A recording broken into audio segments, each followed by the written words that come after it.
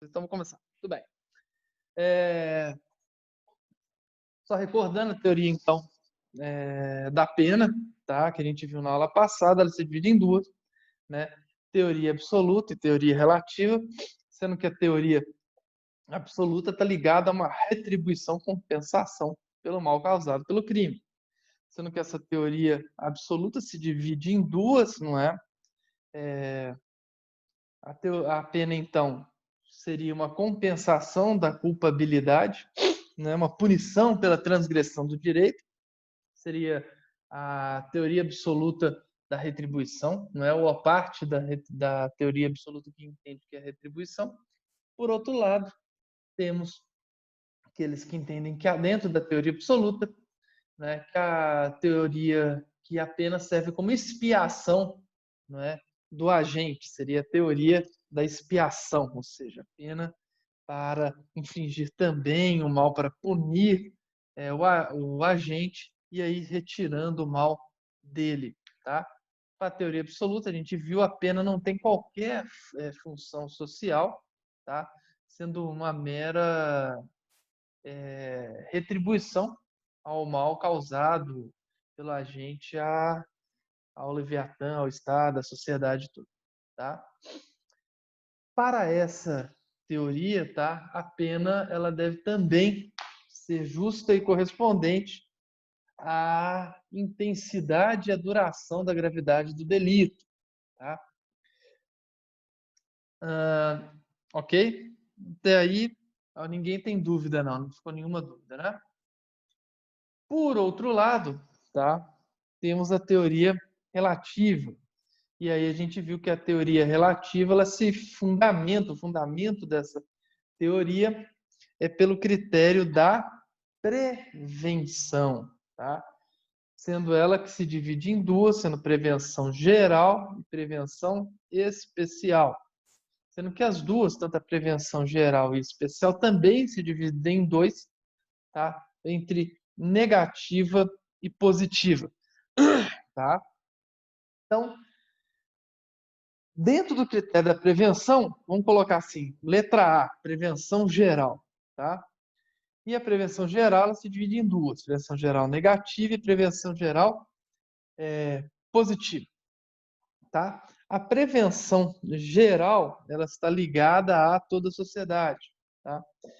E a prevenção geral positiva, ela busca chegar e infundir na mente das pessoas da sociedade certos conceitos, tá? E eu lembro que eu falei com relação ao que a gente viveu, né? Não com direito penal, mas com direito administrativo, em relação ao uso de segurança, né? O cinto de segurança, não é? Na qual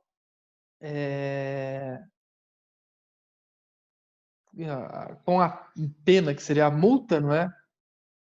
Buscou-se colocar, né, infligir o conceito da importância do cinto de segurança, se usar o cinto de segurança. E, né, deu certo. Né? Hoje toda a sociedade sabe da importância do cinto de segurança. Tá? Por outro lado, nós temos também a prevenção geral negativa, tá? Buscando intimidar toda a sociedade, não é? Para que evitar que outros membros da sociedade cometam o mesmo crime. Por quê? Porque eles vendo a consequência da conduta daquele que está sendo afetado pela pena, toda a sociedade vai falar o seguinte: opa, eu não quero isso para mim. Então, a prevenção geral negativa, tá? Ou prevenção por intimidação, ok? Muito bem, terminamos a prevenção geral, vamos agora à prevenção especial. Já a prevenção especial, ela é dirigida àquela pessoa, tá? Ao membro, tá? Ao membro não, aquela pessoa cuja pena está sendo aplicada, tá? E ela também, a prevenção especial, se divide em duas, também positiva e negativa. Para a prevenção especial positiva, tá? A função da pena, a missão da pena, consiste em evitar que o autor da pena, ou aquele que, né, autor do crime, pela pena volte a delinquir. Então, para a prevenção especial positiva, a missão, a função da pena é de ela ser ressocializadora, ok? Perfeito? Muito bem.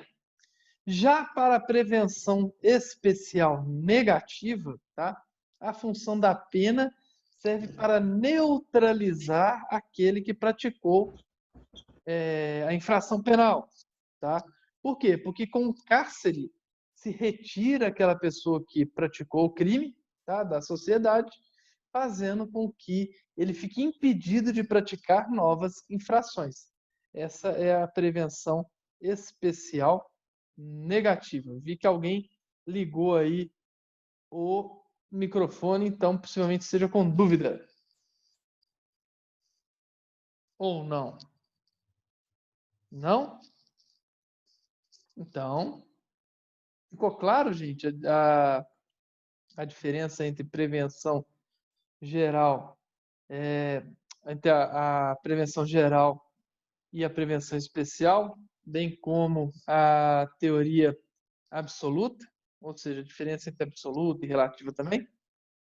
Sim? Câmbio. Como disse o Vinícius, hoje está um silêncio aqui. Entenderam? Bem, vou considerar então silêncio que sim. Então, segue o jogo. Meus caros, a grande pergunta é, beleza, professor, e no Código Penal, qual foi a teoria adotada pelo Código Penal? Né? Professor, Oi, tá gravando essa aula? tá gravando essa aula. Ah, tá. É porque deu uma instabilidade no site da faculdade e eles mandaram pra gente que agora o pessoal tá conseguindo entrar para assistir as aulas. Então, Ah, acho que é? muita gente perdeu esse início da aula. Não, a Até gente agora mesmo tinha repete. 8 pessoas só, agora tá com 17. Não, Eles mandaram aqui Verdade. a agora pra gente gente. repete. Que isso? Se vocês não ligar, quem estava aqui, se não ligar, a gente começa do zero. Vocês querem? Por mim, tranquilo, professor. Pode começar. Manifestem aí. Por mim, Sim. professor, você Hum? explicar a parte da prevenção especial, para mim tudo bem. Ok. Então vamos lá. Vamos fingir, vamos começar do zero. Tem mais alguém para entrar? Vê lá com o pessoal lá se todo mundo já entrou Agora, ou se tem alguém para entrar. então, agora o pessoal já colocou o link no grupo do WhatsApp É que e eu eu tô sem coloquei ver o também no celular. grupo geral da sala. Então, já tem um tempinho. Quem não entrou até agora é porque não deve entrar. Tá. Então beleza. Então, vamos lá. Começar de novo, tranquilaço. Vamos lá. É o que eu falo, gente. Problema técnico acontece aqui, acontece lá, não é? E a gente vai se ajudando, não é? É isso que a gente tem que fazer. E é muito legal ver a empatia, né? Essa palavra tá muito em voga hoje em dia. Empatia, que é se colocar como se o outro e fazer aquilo como se fosse a si mesmo que tivesse. Muito legal. Estou gostando de ver vocês. Então vamos lá. Coragem. Gente, na aula passada, nós terminamos de ver a teoria absoluta. Vimos que essa teoria absoluta, dentro da teoria absoluta, a função da pena é mera retribuição ou compensação ao mal causado pelo crime. Então, a gente coloca uma pena, não é, para aquela pessoa que realizou o crime, não é, para retribuir, compensar o mal que ele fez pelo crime. Sendo que tem duas espécies, né, dentro da teoria absoluta, uma que é a teoria da retribuição, na qual a pena é uma compensação da culpabilidade, punindo a gente pela transgressão do direito, tá? E a segunda é a teoria da expiação, a pena sendo punição como expiação, tirando o mal que o agente fez para a sociedade, tá? Sendo que a pena não tem função social nenhuma, nenhuma, tá? A pena é apenas uma retribuição ao mal causado à sociedade, tá? A pena também tem que ter uma força, deve ser justa, deve ser correspondente ao mal causado pelo delito, tá? Então, esses aí são os pontos principais da teoria absoluta, ok? Temos, por outro lado, também, tá? A teoria relativa, outra teoria que entende, tá? Que a função da pena é a prevenção do crime. E como se faz isso, essa prevenção? Tem uma prevenção geral, que ela é direcionada para toda a sociedade, e uma prevenção especial, que é direcionada especialmente para aquela pessoa que realizou o delito e cuja pena está infligida. Até aí, ok? Sim ou não? Ok. Beleza. Alguém tem dúvida com relação a essa introduçãozinha? Não? Todo mundo de boa? Então, Professor, a específica da teoria relativa, então, ela é direcionada para o autor do delito, correto? como é Eu que é? entendi. A teoria relativa específica, ela é direcionada para o autor do delito, é isso? É porque eu copiei Relativa correto. específica, eu não falei de relativa específica, não. Falei que a teoria relativa ela se fundamenta pelo critério da prevenção. E se divide em duas. Acho que ainda nem cheguei nisso aí, mas se divide em duas: prevenção geral e especial. A especial, desculpa, específica. Especial. A especial. Tá? Então, prevenção geral para toda a sociedade e a especial direcionada para a pessoa que cometeu a infração penal. Tranquilo? Ok, obrigado. Obrigado a você. Atenção. Dentro da... Ai, que droga. Espera aí só um pouquinho, gente, porque eu acabei de ver que eu estou gravando aqui. Não o speaker view, mas aqui, deixa eu colocar em mim. Bom que ninguém apareceu na gravação, então não vai ter problema nenhum. Então, desculpa, porque lembra que eu falei das regras, tem que gravar a mim mesmo somente e tal. Então, vamos lá. Dentro da prevenção, então, a prevenção ela se divide em duas: prevenção geral e especial. Vamos ver agora a prevenção geral, ou seja, a prevenção geral que é direcionada para toda a sociedade, ok? A prevenção geral ela se divide em duas: positiva e negativa. Vamos falar primeiro da prevenção geral positiva. Prevenção geral positiva ela é chamada de prevenção geral integradora. Por que integradora? Porque busca integrar, infundir, constituir, tá? Na mente das pessoas, em toda a sociedade, certos conceitos, tá? Então, a prevenção geral positiva, tá? Busca infundir conceitos em toda a sociedade. E, salvo engano, na aula passada, e eu falei no começo dela, tenho certeza, que a gente verificou que isso daí deu certo, por exemplo, com o cinto de segurança. Antes se falava, usar cinto de segurança é importante, ok. Mas ninguém da sociedade chegou e começou a usar cinto de segurança, porque ninguém tinha esse conceito. E aí, então, foi colocada uma pena de multa para quem não usasse. E aí as pessoas começaram a falar dessa pena, que era absurdo, que não era, que não sei o que lá, etc. E aí o que aconteceu? As pessoas foram forçadas a utilizar. E esse conceito foi infundido, né, posteriormente em toda a sociedade, da importância do uso do cinto de segurança, tá? Então, esse daí é um ponto. Então, a partir do momento em que existe uma pena, não é, para a prevenção geral positiva, a pena tem essa função: infundir dentro da sociedade um conceito, para que as pessoas não se não cometam delito, porque existe um conceito dentro da sociedade. Por exemplo, não se deve matar. Não é? Não se deve matar porque deve-se respeitar o corpo do coleguinha. Não é? A pena faz com que as pessoas pensem isso também. Tá? Isso é a prevenção geral positiva. Dentro da prevenção geral, existe também a prevenção geral negativa, ou chamada também de prevenção geral ou prevenção por intimidação. Tá? Ou seja, a pena ela busca intimidar os membros da sociedade. Tá? Existe até uma crítica que se faz que nesse caso, na prevenção geral negativa, o preso, né, o apenado, se torna objeto da pena. Tá? Se torna objeto da pena. Por quê? Porque através da pena que o apenado está sofrendo, tá, a pena intimida a sociedade. Por quê?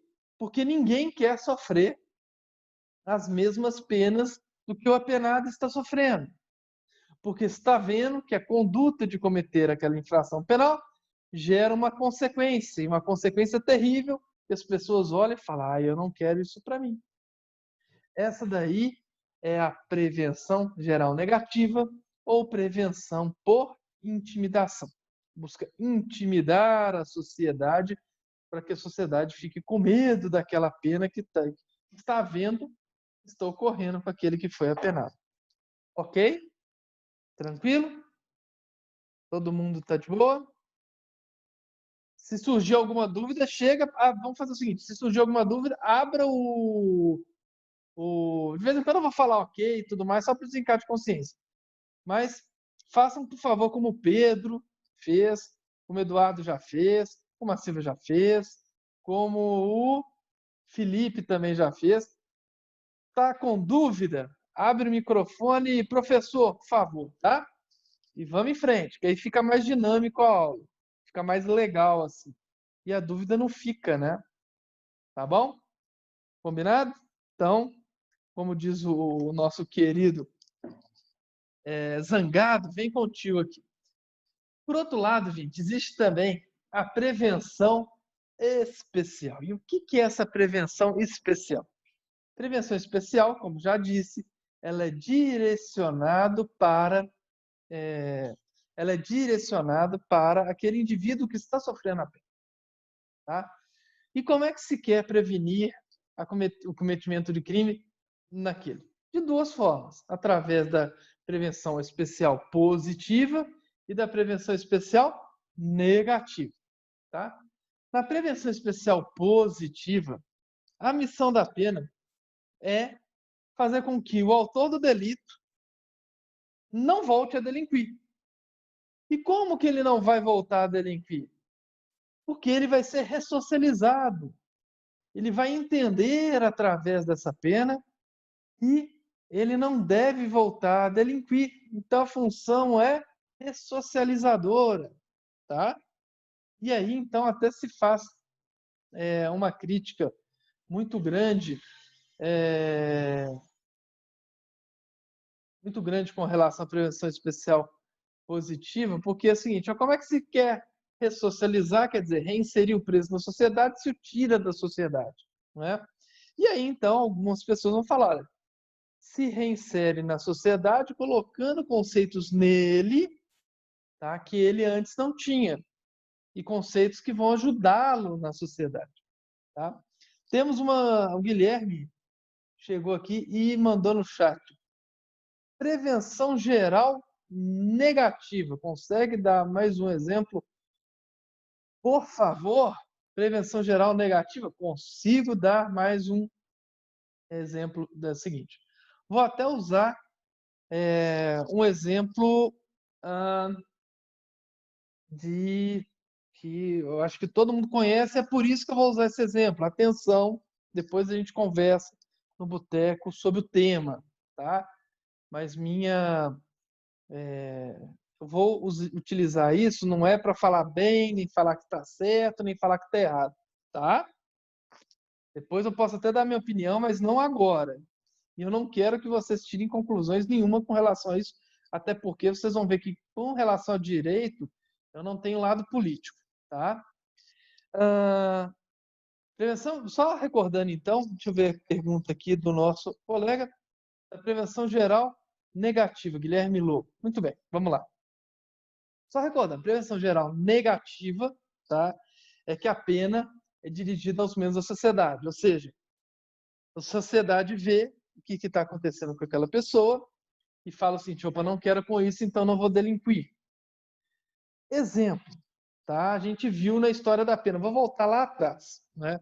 Lembra que eu falei que a pena na Idade Média ela era horrorosa, feita publicamente, da maneira mais cruel possível. A gente viu, inclusive, aqui um vídeo num filme Coração Valente, que eu espero que vocês tenham visto, né? Que é um filme muito bom.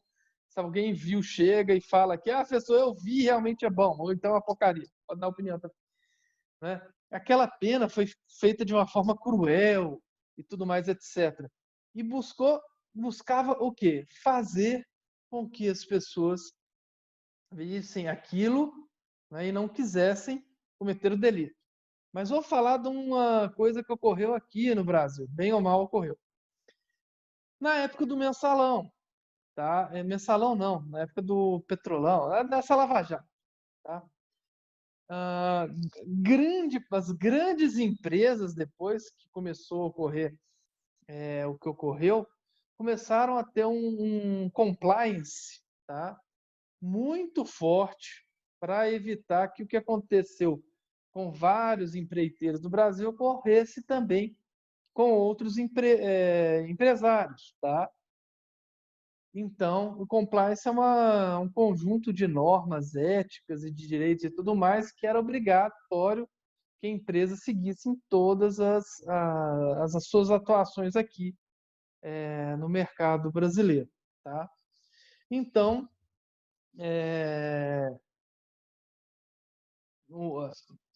as pessoas, e aí os empresários e tudo mais, que teoricamente no primeiro momento não ligavam para a compliance, começaram a ter um certo cuidado. Opa, precisamos ter um cuidado com isso. E mudaram, muitas delas mudaram ou então endureceram muito mais o compliance, se é que existia. Eu não sei se esse exemplo você entendeu e se ficou claro. É Guilherme, né? Lobo, eu lembro do sobrenome, Lobo. Guilherme Lobo, isso mesmo. E aí? Guilherme, fala aí com a gente, por favor.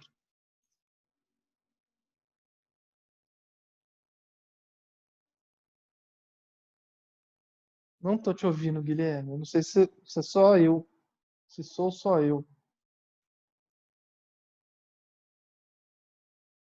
Ixi, Guilherme saiu? Ixi, eu acho que o Guilherme caiu, gente. Não, tá aí. Guilherme Lobo. Manda no chat aqui, por favor, se a gente pode continuar ou não. Eu não ouvi. Não sei se seus colegas ouviram.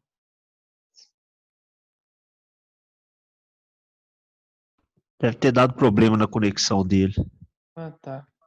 Bem. Aí depois ele fala então aqui. Vamos passar para frente. Alguém mais tem dúvida ou ficou de boa?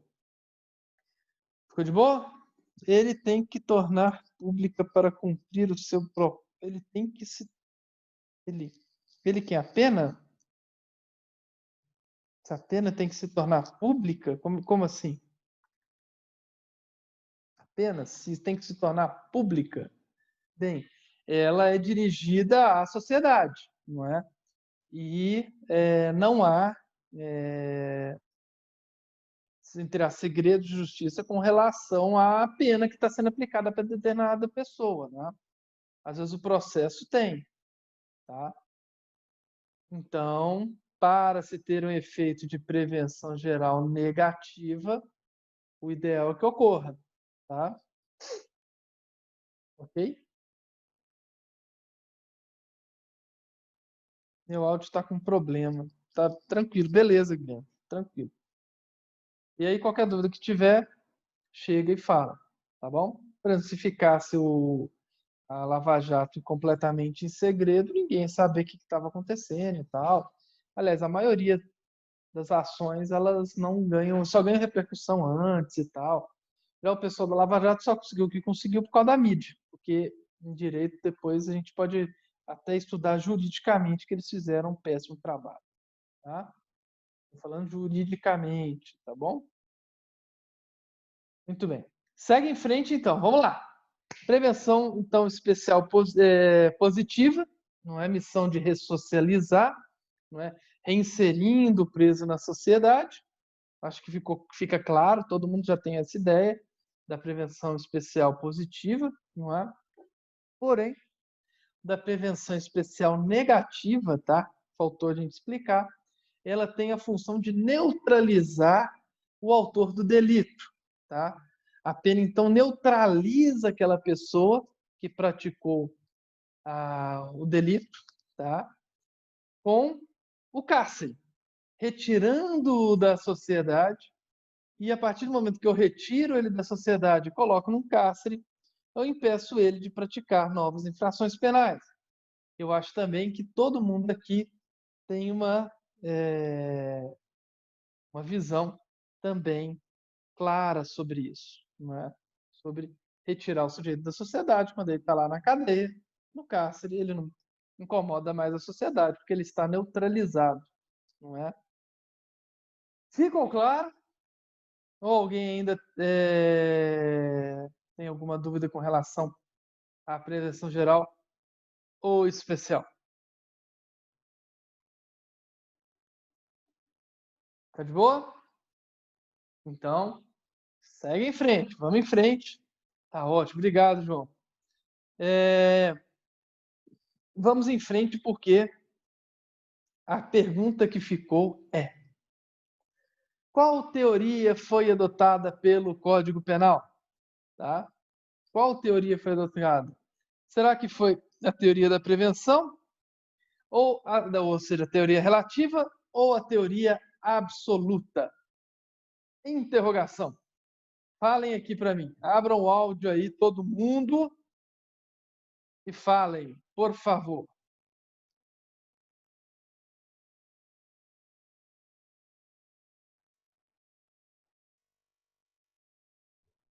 Acredito que seja as duas. Uma teoria As mista. duas. Quem falou Negativa. isso? Relativa. Relativo, desculpa. É relativo, também voto na relativa. Isso é a mista, né? Não são das duas. Muito bem. Na verdade, foi a junção das duas. Tá? E aí, meus caros, vamos lá no artigo 59, vou fazer um share para vocês aí do artigo 59 do Código Penal. Conseguem ver aí? Vamos lá. Gente, deixa eu colocar aqui para ficar claro para vocês. Vamos lá. Olha só. O juiz, atendendo à culpabilidade, esse artigo 59 a gente vai ver 1 milhão de vezes esse mês, tá? Ele influi em tudo. O juiz, atendendo à culpabilidade, aos antecedentes, à conduta social, à personalidade do agente, aos motivos, às circunstâncias e às consequências do crime, bem como ao comportamento da vítima, estabelecerá, conforme seja necessário e suficiente para a atenção, reprovação e prevenção do crime. Ou seja, o Código Penal quer reprovar e quer prevenir crime. Conclusão: juntou a teoria relativa com a absoluta. E então eles chegaram e fizeram essa junção entre reprovar e prevenir o crime. Ficou claro? Sim ou não? Câmbio? Sim. Beleza, obrigado, Felipe. Muito bem. Repete para mim, por exemplo, por favor, professor, que o meu falhou aqui. Tranquilo. O Código Penal, ele busca tanto prevenir quanto reprimir o crime. Então, ele é uma junção, utilizou a teoria mista, tá? Que é a junção da tanto a teoria relativa quanto a absoluta, ok? Dos dois critérios, prevenir e reprimir crime. Beleza? Ok, obrigado. Obrigado a você, Alisson. E vamos lá então, gente. Vamos começar pelo princípio. E pelo princípio tem algum material de apoio, Joana? Hoje eu estou terminando de chegar e fazer o escaneamento, tá? Do material de apoio, que são os livros, tá? E vou postar na plataforma Moodle de hoje para amanhã, no máximo final de semana. Eu tive muito problema técnico com isso, tá? A impressora aqui do escritório da Bizil, o meu celular tava com a câmera uma porcaria, tava horrível. Só para vocês terem ideia, deixa eu ver se eu tenho aqui. Podem acreditar em mim. Eu tava assim, tirando foto e embaçando, sabe? Então, eu cheguei, até contratei uma pessoa que está recebendo acho que 20 centavos por cópia, que fizer para mim em PDF, e assim que ele me entregar, eu posto no Moodle, tá bom? Peço desculpas por isso, mas happens, tá? Mas isso não vai te prejudicar em nada, não, tá bom? Obrigado a você, Joana. Obrigado pela paciência aí de todos, inclusive. Simbora, então. Vamos começar a ver hoje, gente, e terminar, sobre princípios, tá? Atenção. Gente, eu sempre falo que princípio é realmente princípio. Você tem que começar com um princípio. E o princípio dentro do direito são duas coisas. A história, tá? Para você entender como é que se chegou naquilo. E, além disso, dentro da história são extraídos princípios, tá? Os princípios, eles não são inventados por ninguém. Eles são extraídos. Eles surgem de muito sangue, muita luta, muita história. E então me dá até vontade de vomitar quando a gente ouve princípios que não existem, tá? Princípios que são criados pela ideia das pessoas do nada e por causa da lei. Não é? Não. A lei é criada através dos princípios e não vice-versa, tá? Isso é importante, né, chegar e se falar. Né? Se banalizou tanto princípio que os constitucionalistas começaram a falar, olha, tem uma diferença de princípio e regra, para justamente, inclusive, tentar escapar da evolução histórica, da evolução dos princípios, e o ministro que é craque em fazer isso, não é? É o Barroso, não é? Que adora utilizar a própria Constituição, ideia, como se sentisse a vontade do povo, não, né? Ele esquece a Constituição, fala, não, o povo acha isso. O que a Constituição diz não importa. Isso não tem importância, não. Tá? Cuidado com esses paladinos da justiça que afastam o direito, tá? Muito bem. Gente, o primeiro princípio que a gente vai estudar, tá? É o princípio da legalidade, tá? E vocês já estudaram muito ele, não é? Deixa eu até trazer. Aqui vou trazer no Código Penal, mas ele está na Constituição Federal também, claro. Não é? Não é? Eu vou fazer um share aqui com vocês.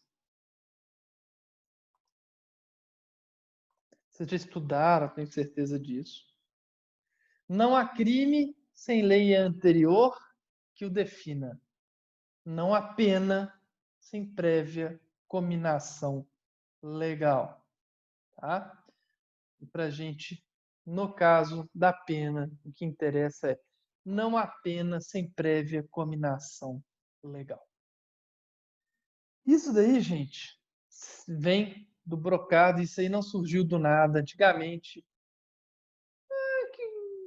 eu chegava, e se eu sou o rei, se eu sou o monarca, se eu sou o Estado, eu poderia simplesmente chegar e falar assim, olha, vamos matar todos os alunos que não ligaram a câmera hoje, né?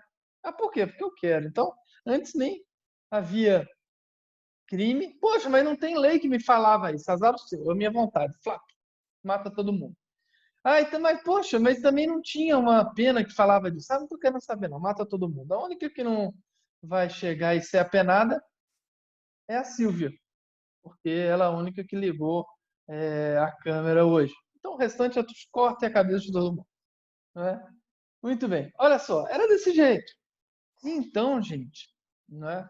E só desliguei agora porque eu estou de pijama, professor. Viu como é que eu reparo?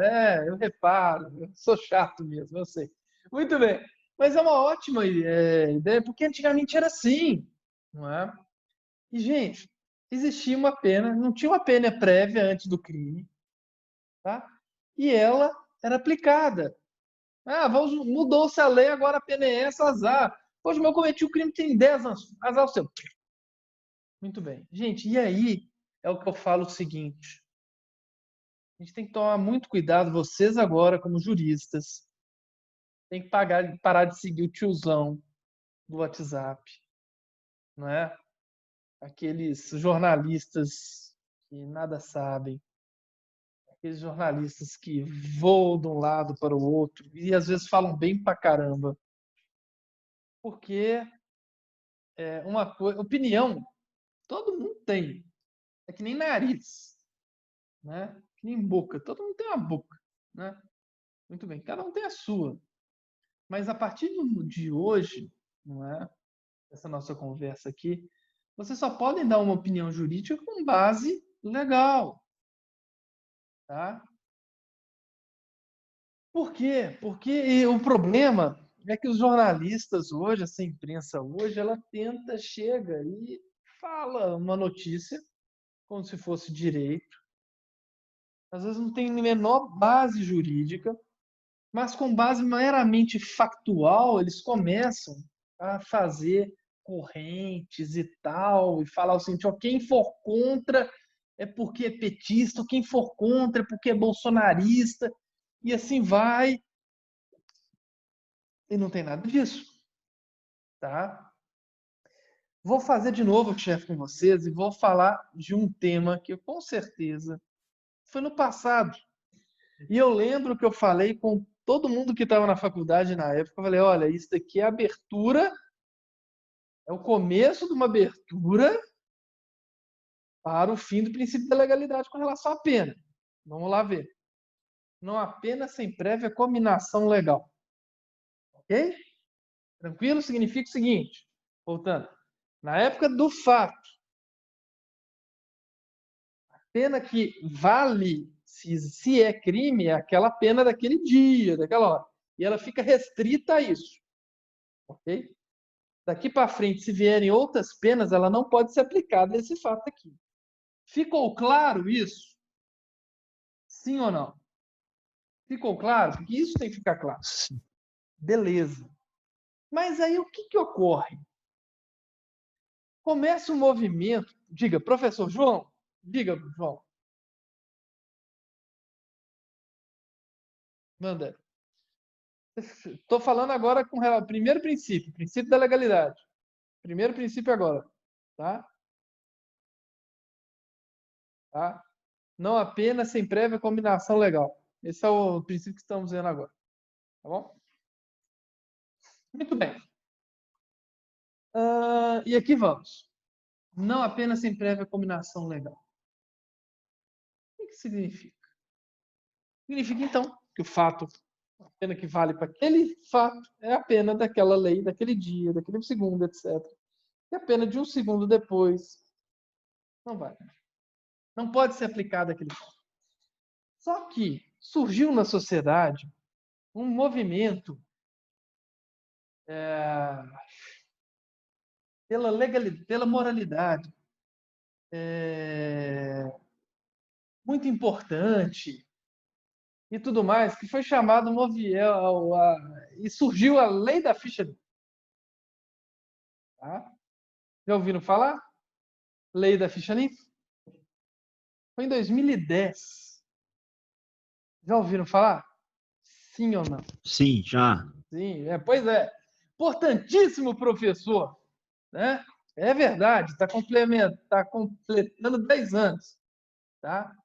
E aí, o que acontece? Dentre os termos dela, falava o seguinte, olha,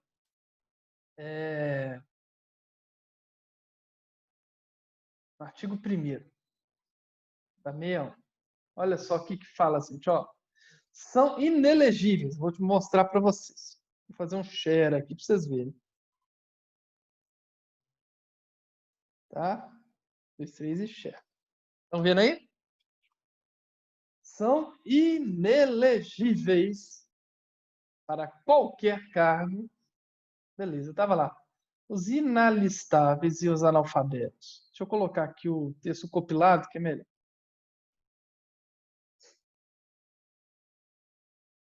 Os membros do Congresso, que hajam perdido os respectivos mandatos por infringência do artigo tal, 8 anos, redação dada pela Lei Complementar 81. Governadores, e aí o seguinte, olha só. Que tenha sido eleito, tá vendo 2010? Que tenha contra sua pessoa representação julgada por ser registro eleitoral em decisão transitada de julgado proferido em órgão, aqui ó, ou preferido em órgão colegiado, em processo de apuração, abuso do poder econômico, político, eleições, lei complementar, os que forem condenados em decisão transitada de julgado proferido por órgão colegiado, também 381 contra o quê? E aqui traz, economia popular, tá vendo? Tudo em 2010. Contra o patrimônio, meio ambiente, eleitorais, abuso de autoridade, lavagem e ocultação de bens, tráfico de entorpecente, etc. E aqui vai, ó. Coisa pra caramba, tudo isso incluído pela Lei Complementar 135 de 2010. Beleza? Beleza. Conclusão. Pelo princípio da legalidade, tá? Essa lei, só para você saber, essa lei 135 de 2010, ela entrou em vigor, foi feita pelo então presidente Luiz Inácio Lula da Silva, tá? Em 7/6 de 2010. Tá? E entrava em vigor na data da publicação. 7/6 de 2010. Respondam para mim, tendo em vista o princípio da legalidade. Ela poderia abarcar fatos, julgamentos, etc., anteriores à lei? Sim ou não? Não. Não. Não. Claro que da defensor dele ser. Lógico que não. Né? Muito bem. Por que eu estou falando sobre isso? Porque o STF chegou, tá? Chegou e falou que ela seria retroativa. Como é que é, professor? Você está falando que é retroativa, sim? Por 6 votos a 5. Olha que loucura, tá? Gente, foi contra isso. E aí, vocês vão falar o seguinte, gente, quem votou contra a retroatividade, ou seja, aplicação anterior à ficha limpa, votou a favor dos políticos corruptos ou votou a favor da lei, um dos princípios básicos da lei?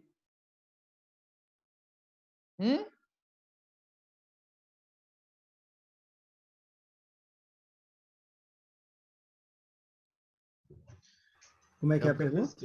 A pergunta é, com base no princípio da legalidade, tá? Tem visto que vocês sabem. E o resultado do julgamento do STF que eu falei para vocês qual é. Vocês assim que falaram que ela pode retroagir para fatos de até 8 anos. Pum. Tá? 8 anos de ineligibilidade para crime de abuso de poder econômico, etc., ou qualquer outro previsto na Lei Complementar 135.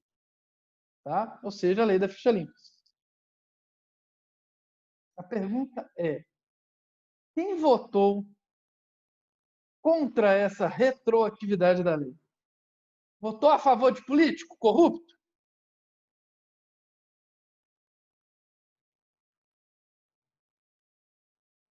Não, mas não está criando nenhum crime, Pedro.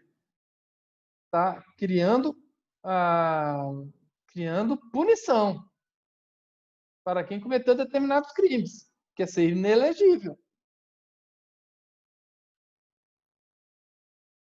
Não.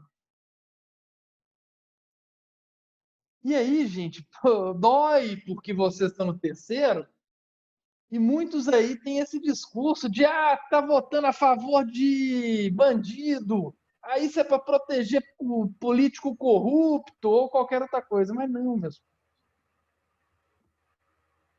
Esse princípio serve para proteger todos nós.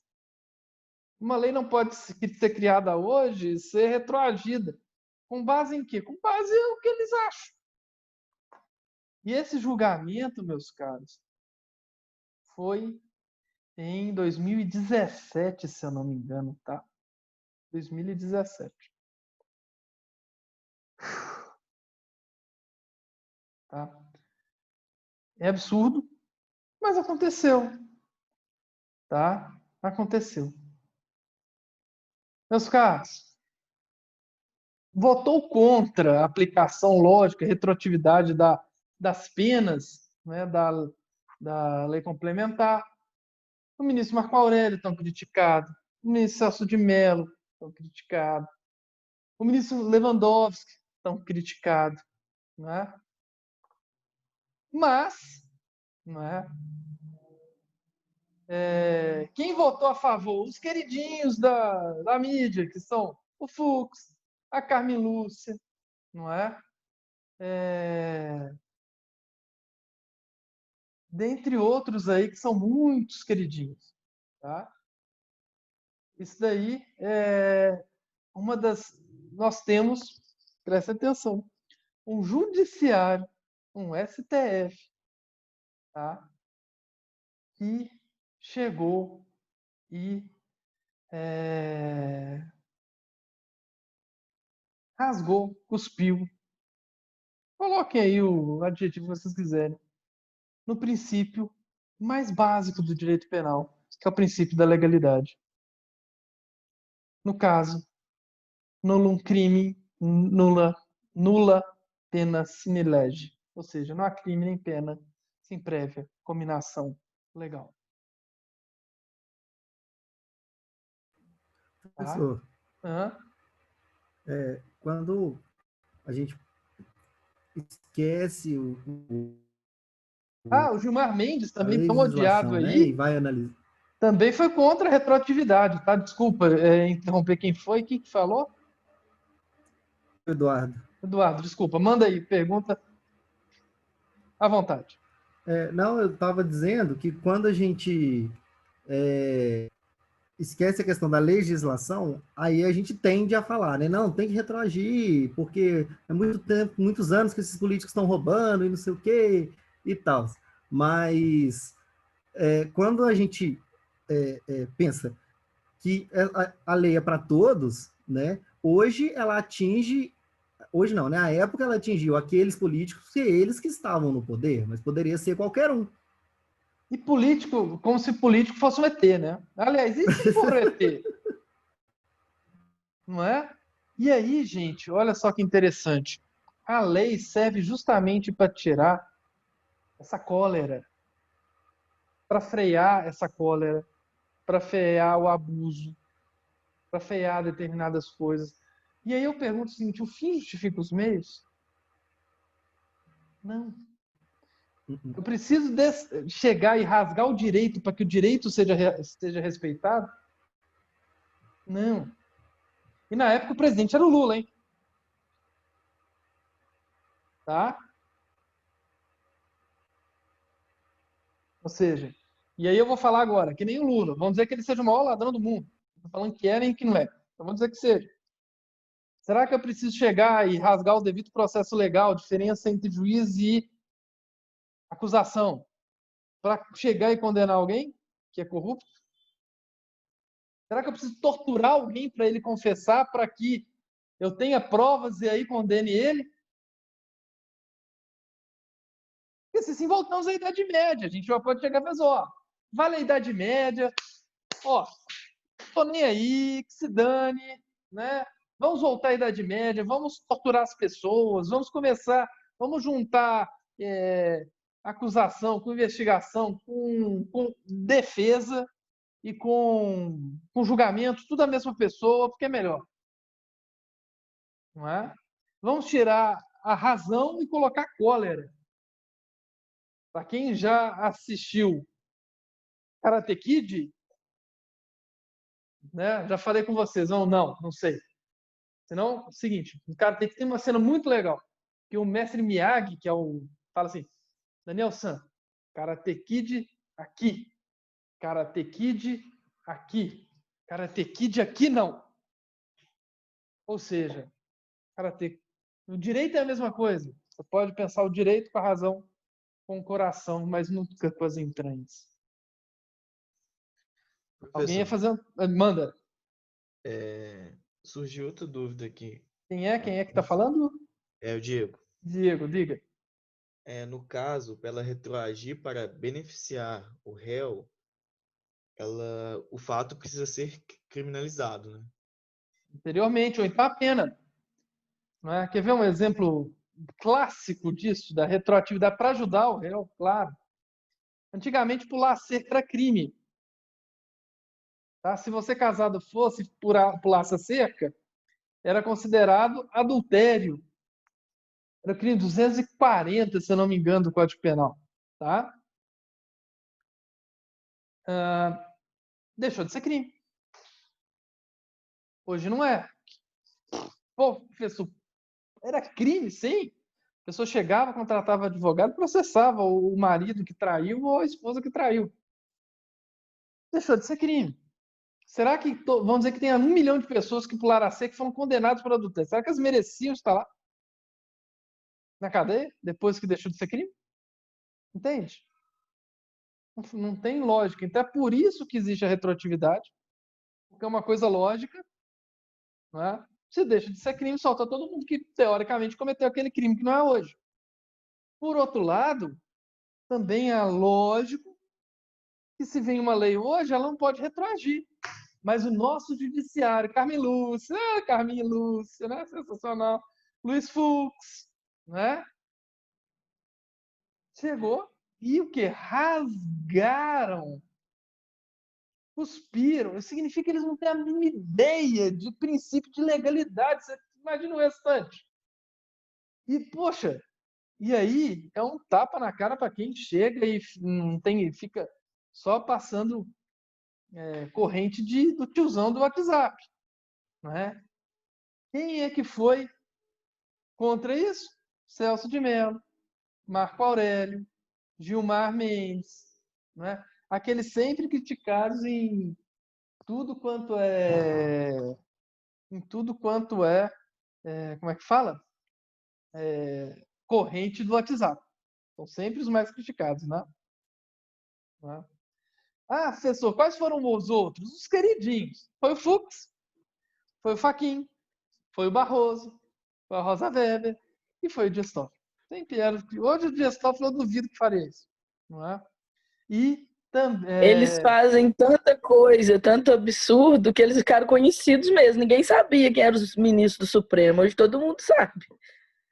Uma das coisas que foi muito ruim, tá? Antigamente, deixa eu contar para vocês. Sabe como é que a gente sabia os julgamentos do STF? Através de revista.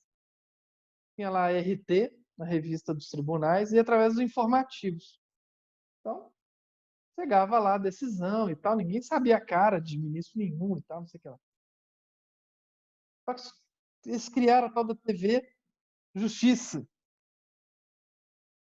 E aí eles passaram a ser popstars. Não é?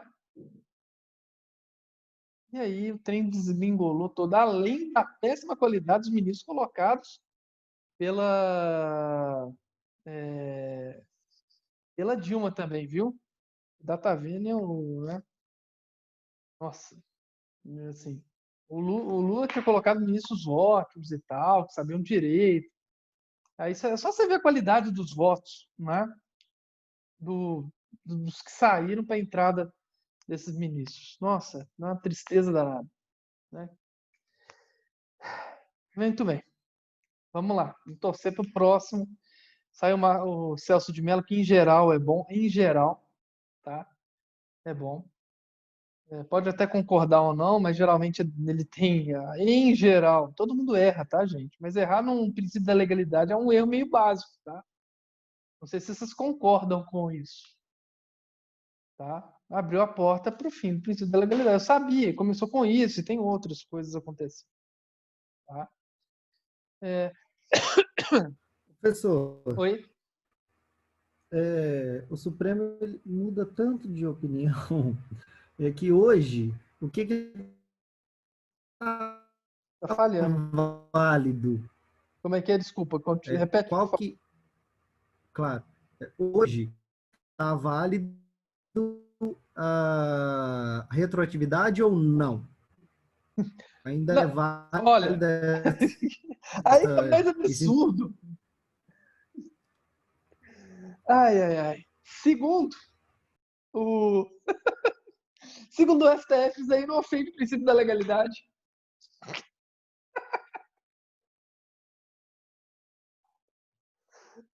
Ai, ai, ai, ai. É assim, é risível, é absurdo, tá? Ai, ai, ai, absurdo, absurdo, absurdo, absurdo. Então, eu vou falar com você pro Supremo, não, mas é a mesma coisa de alguém que chega e, sei lá, não tem. É tão difícil, né? O que você fala é o seguinte, ó, é verdade. O Supremo não respeita as próprias decisões, verdade. O STJ também não respeita as próprias decisões, é verdade. Os tribunais de justiça, em geral, também não respeitam as próprias decisões, verdade. E aí, hoje em dia está acontecendo um fenômeno reverso, porque é o seguinte, quando o réu é um Zé Ninguém, em geral a lei é aplicada. E os juízes também não. E quando o réu é alguém importante, a lei não é aplicada, tendo em vista a repercussão que isso vai dar na sociedade. E, e isso daí é por causa justamente dessa popularidade dos nossos julgadores. É muito absurdo. É muito, muito, muito absurdo. É risível, é absurdo. Né? E olha só, volta a falar. Quem chegou nisso? Fux, Fachin, Barroso, Weber e o Toffoli. Tá? E justamente vários dos que criticaram Alexandre de Moraes, o Gilmar Mendes, Celso de Mello, Marco Aurélio e tudo mais, seguiram o Lewandowski tão criticado aí, não é? E aí vocês podem ver o seguinte, não tem a ver. E a partir de hoje, vocês não podem discutir mais questões jurídicas através das entranhas. Vocês têm que discutir através da mente. Tá? Essa coisa de que tal julgamento é para defender, não. Isso daí é essa frasezinha bonitinha que o tiozão do WhatsApp chega e manda, e eu falo tiozão do WhatsApp porque eu recebo aqui volta e meia um monte de coisa. Olha só, a última que eu recebi foi hoje. O meu tio, por sinal. Quer ver aqui, ó? Cadê? Família Filó. Tem censura. Olha só, vocês devem ter recebido também que isso aqui é corrente, né? Olha só. Atenção. Olha só.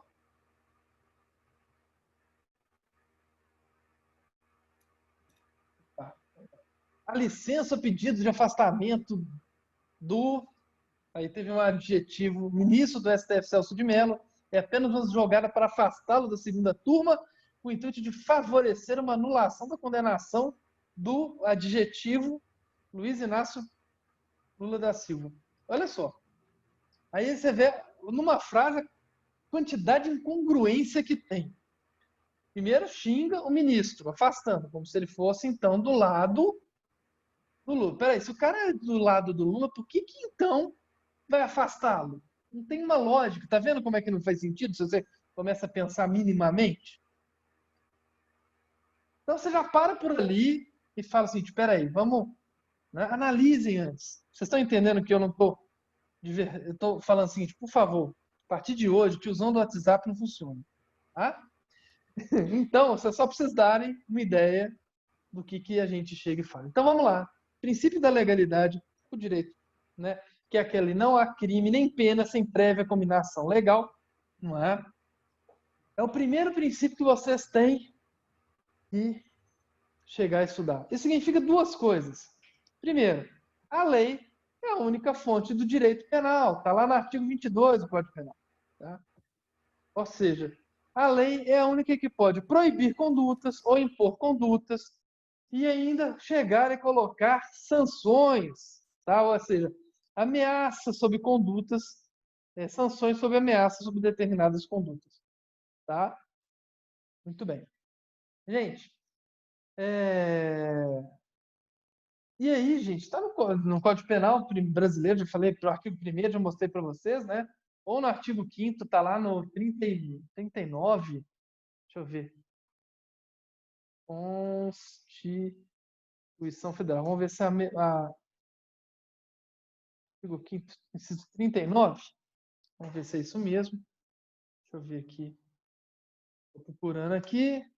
XX, X e V.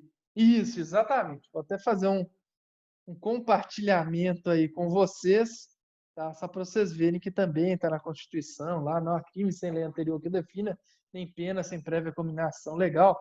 Princípio da legalidade, isso é uma regra que eles cuspiram nela.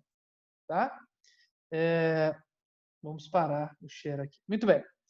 Gente, então, tá? Ou seja, é uma diretriz a todo o ordenamento jurídico, mas eu não vou chegar e ser hipócrita de chegar e falar que isso no direito brasileiro é respeitado, porque nós acabamos de ver que não é. Isso significa o seguinte, gente. Cuidado, preparem-se. E eu vou preparar vocês para a realidade.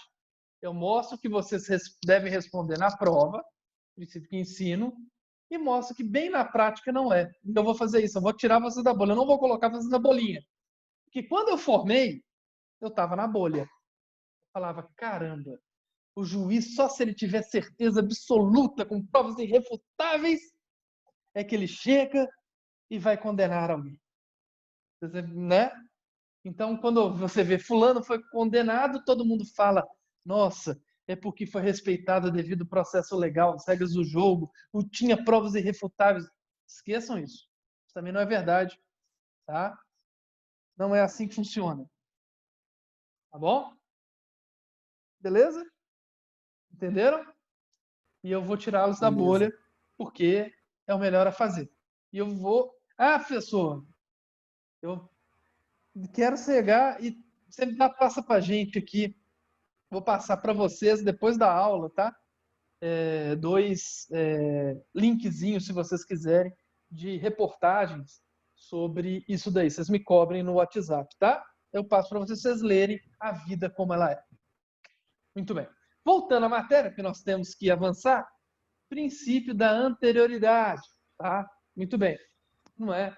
Significa que também está dentro lá do artigo 1º, etc., que não há crime sem lei anterior que defina e tudo mais, etc. Ou seja, o marco tem um marco de vigência, né, de obediência, que é a data de vigência da lei. Antes disso, não posso aplicar nenhuma penalidade, tá? E a gente já viu também que não funciona bem assim. Perfeito? Tá? Segue em frente, então, a gente já falou muito sobre isso. Gente, temos também, tá, o princípio da personalidade. Esse princípio é importantíssimo. Atenção, anotem aí no caderno. Princípio da personalidade. O que significa o princípio da personalidade? Significa que a pena não pode passar da pessoa daquele condenado. Tá? O que significa isso? Que apenas ao infrator e somente a ele os efeitos decorrentes da sua ação criminosa ou de sua omissão podem ser infligidos a ele. Ou seja, a responsabilidade penal é a pessoa. E aí, vocês vão falar o seguinte: mas por que, professor, que existe esse princípio da personalidade? Porque antigamente, meus caros, a pessoa e seus descendentes eram aplicados pena. Tá? O pai poderia sofrer uma pena pelo crime que o filho cometeu. Tá? O filho, que ainda nem nasceu, poderia sofrer uma punição a partir do momento que ele nascesse. Várias gerações daquela pessoa poderiam sofrer a pena pelo que aquela pessoa fez. Olha só que absurdo. Várias gerações futuras, inclusive, que nem existiam. Então, meus caros, o princípio da personalidade evita, tá, que a pena passe da pessoa do condenado. Significa, então, se um pai traficou, eu não posso colocar a pena no filho. Se o filho traficou, eu não posso colocar essa pena no pai. E assim vai. Ok? Isso daí, meus caros, tá? Também está consagrado na nossa Constituição Federal. Eu já fiz o share, né, para vocês com relação à Constituição Federal anterior? Não. A princípio da legalidade, da anterioridade, já, né? Vou fazer o share aqui com relação ao princípio da personalidade. Olha só. Nenhuma pena passará da pessoa do condenado. Princípio da pessoalidade.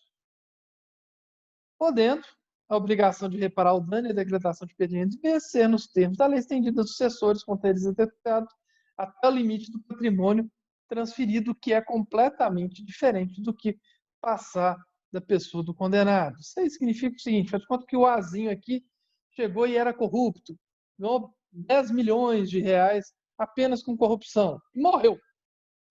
A partir do momento que ele morre, o que acontece com os bens dele? Vão para o Monte Mor, e aí vão ser divididos entre os sucessores. Significa que, nesse caso, aquele valor, não é, eventualmente pode ser perdido, porque ele é fruto de um crime, mas somente naquele montante. Então, se ele praticou lá, sei lá, 100 milhões de 100 milhões de reais de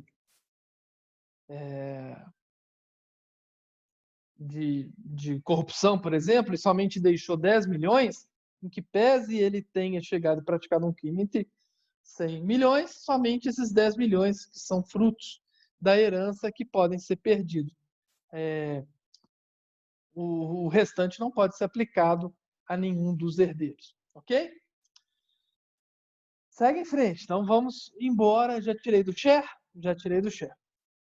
Vamos em frente com relação aos outros princípios.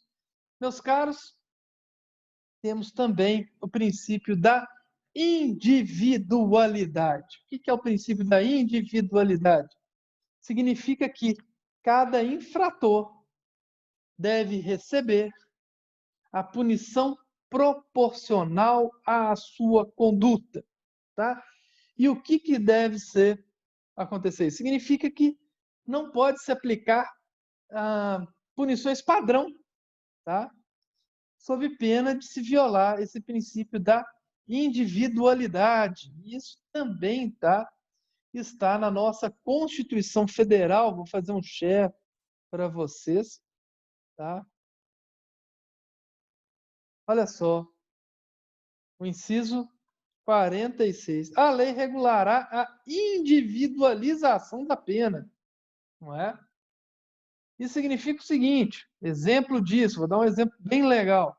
Imaginem só, duas pessoas chegam e combinam de cometer furto, beleza? Beleza. Então, uma está lá no porão de uma casa, a outra está lá no quarto. Quando, de repente, o que acontece? Acontece que o dono da casa aparece e surpreende esse que está lá no quarto. e eles entram em luta, e essa pessoa que está lá no quarto, apenas para continuar o crime, ele mata o dono o dono da casa. Olhem só. Esse daqui, que esses dois queriam inicialmente praticar furto.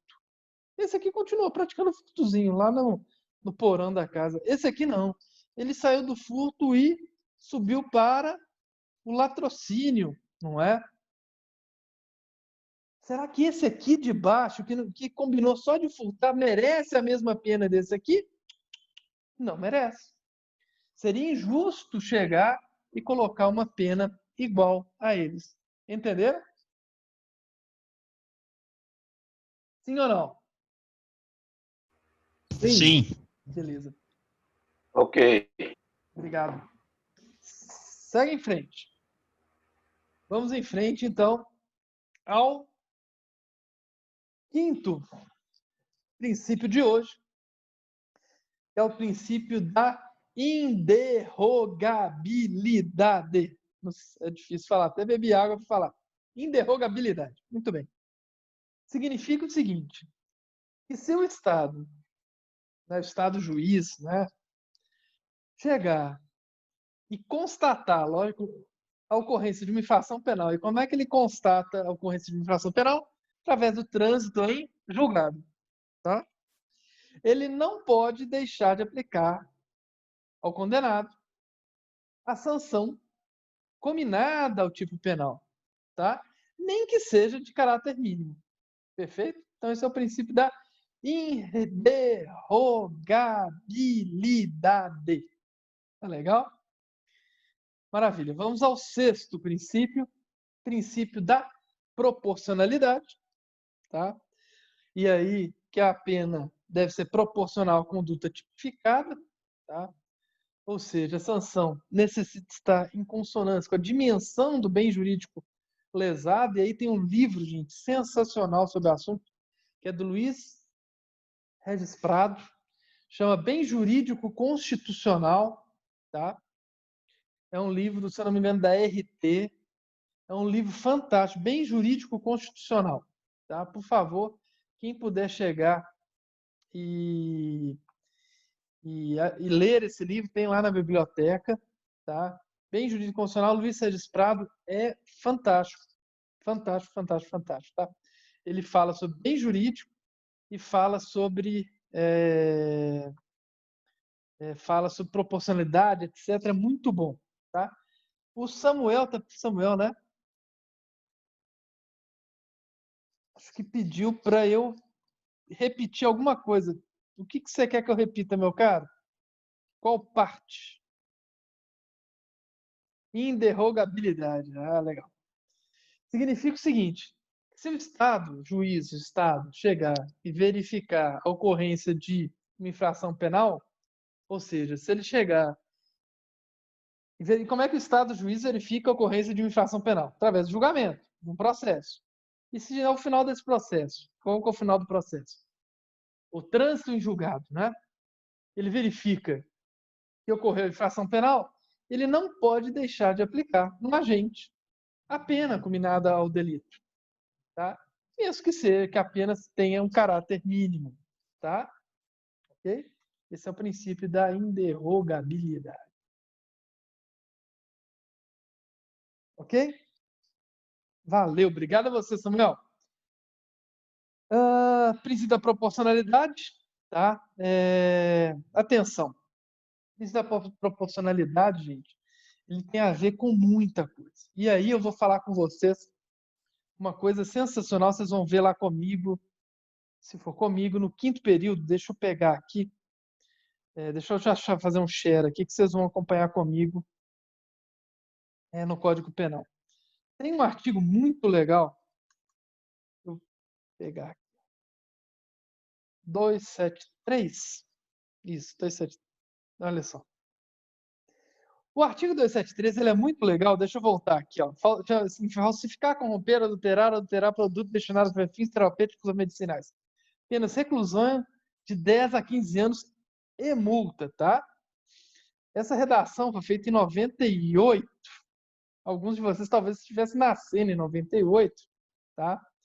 E deixa eu até pegar aqui, porque essa pena foi mudada. Deixa eu pegar aquele texto que não é o compilado. Vídeo leital, parará, não. Deixa eu pegar então lá no Código Penal. Esse aqui, ó.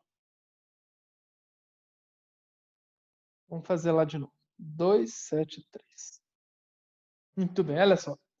Alteração de substância medicinal. Ele tinha só o artigo 273, depois foi desmembrado, tá? Em 272 e 273, tá? Que era, tá? Tinha aqui, era muito legal. E a pena, gente, presta atenção, era de 1 a 3 anos, tá? Ok? Tá vendo aí, né? Bonitinho aí. Voltem comigo, aí a gente vai falar sobre ele. O Eduardo lembra disso, tenho certeza. Deixa eu ver quem mais se lembra aqui disso, com certeza. O Arilson também lembra disso. Vou falar um medicamento, Microvilar. Vocês lembram desse medicamento? Microvilar. Nossa, Sim. eu também lembro. O que aconteceu com esse Microvilar? Microvilar, gente, é o nome de um anticoncepcional que era muito famoso no Brasil. Ele era pequenininho, dava pouco efeito colateral nas mulheres. É da minha época, não, professor. Não, claro que não. E aí, então, o que acontece?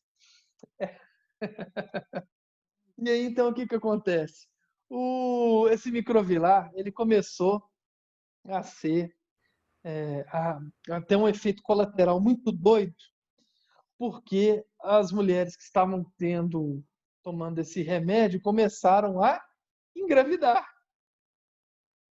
E aí, então, começaram a investigar, isso aí foi para o Fantástico. Assim, ocupou o Fantástico pelo menos umas 3 semanas, no mínimo, sobre isso. E descobriu-se que uma galera aí nasceu, que está assistindo aula hoje.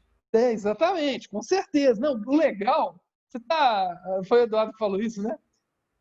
Contar a história real. Eu dando aula há uns 2 anos atrás, uma aluna chegou: professor, aconteceu isso comigo. Minha mãe tomava esse trem e eu nasci. Então, alguns podem ser a origem do Microvilar, né? Depois, casos de família aí. E aí, então, o que aconteceu? Foi pro Fantástico, e aí vocês imaginam o que aconteceu. O político falando: nossa, isso aí poderia ser um remédio para o câncer e tal, porque descobriram que, em vez, tinha farinha de mandioca na composição em vez do composto. Só para vocês terem ideia. E não aconteceu, isso aconteceu de novo e tal. Aí o povo falou assim: isso é crime, vamos olhar lá a punição para esse crime. E aí, então, colocaram a punição, viram que era de 1 a 3 anos e multa.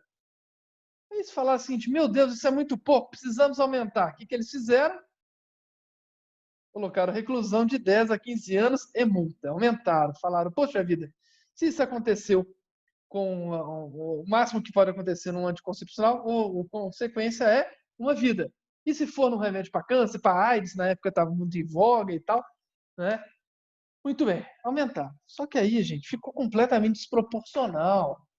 Por quê? Olhem só. Primeiro é o seguinte: o artigo não fala em nada, só fala em falsificar, etc, sem qualquer consequência. Tem não sei o que lá, a pena é de 10 a 15 anos. Se eu pegar a pena aqui do 121, que é matar alguém, a pena é de 6 a 20. Sendo que a pena inicial do 273, né, voltando lá, é de 10 anos. Então, ficou completamente desproporcional o trem, ninguém pensou nisso. Né?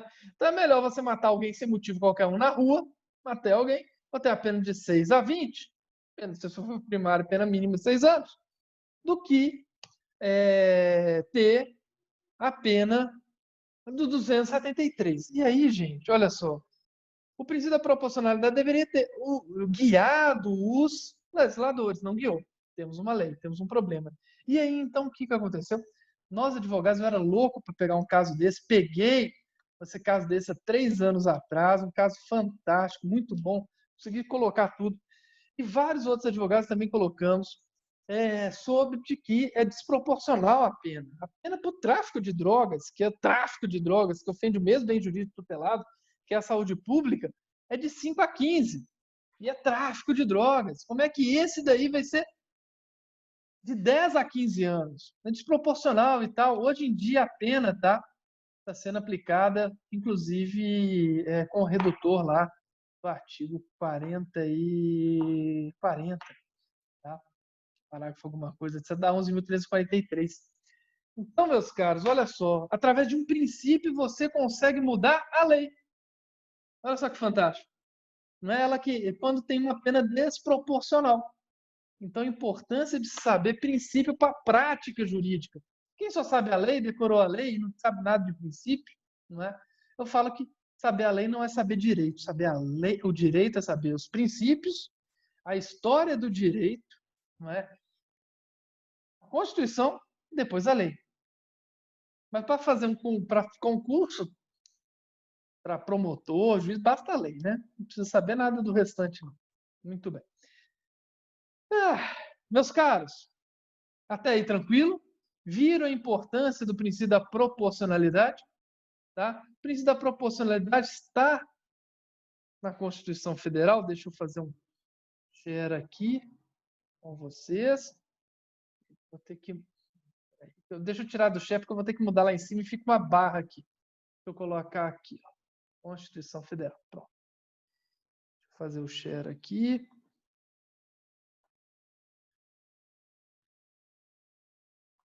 Não é? Tá aqui, olha. Individualização da pena, não é? Muito bem. E com relação a... Cadê? É isso. Tá? A individualização da pena também está muito ligado à proporcionalidade. Tá? Depois vocês vejam também o 47, acho que a gente passou por ele. Né? Por quê? Muito bem. A gente vai ver daqui a pouco. É o princípio da humanidade. O último princípio da noite. E aí eu libero vocês para o recreio. Muito bem. O princípio da humanidade, daí a gente viu o motivo, acho que ficou claro para todo mundo, não é, com as nossas primeiras aulas, que a nossa Constituição não admite no nosso ordenamento jurídico penas cruéis e desumanas. Tendo isso, gente, como base, eu vou fazer uma pergunta e eu quero que todo mundo responda no áudio. Quem não tiver áudio, responde no chat, fazer o quê? Conclusão. É correto eu afirmar que não existe pena de morte no Brasil, correto? Hã? Não. Não, correto. Não existe pena, existe sim. Não. Ok. Existe, não é? Por quê? Porque a pena de morte, olha só, não haverá pena de morte, salvo em caso de guerra declarada. Então, meus caros, atenção. Sim, nós temos pena de guerra. Não é pena de morte, aliás, pena de guerra, pena de morte no Brasil. Se então estiver, responda VOF, não há pena de morte no Brasil. Verdade ou mentira? Falso. Há pena de morte no Brasil, em caso de guerra. Ok? Perfeito? Muito bem. Agora vamos ver quais penas não existem, não é? No Brasil. Vamos lá. A de caráter perpétuo.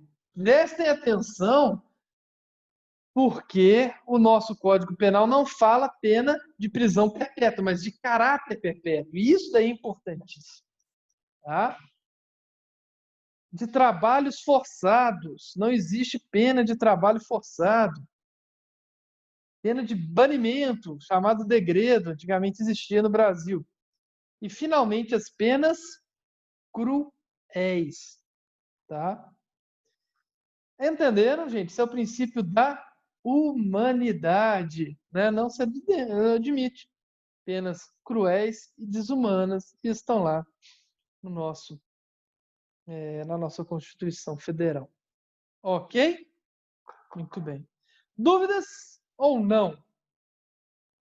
Acho que não. Acho que essa daí é muito tranquila, né? Então, meus caros, terminamos a aula de hoje. Até amanhã. Amanhã teremos palestra, hein? Todo mundo assiste porque vai ser muito bacana, muito legal. Muito boa noite a todos. Descansem. Até para a segunda aula. Boa noite. Forte abraço.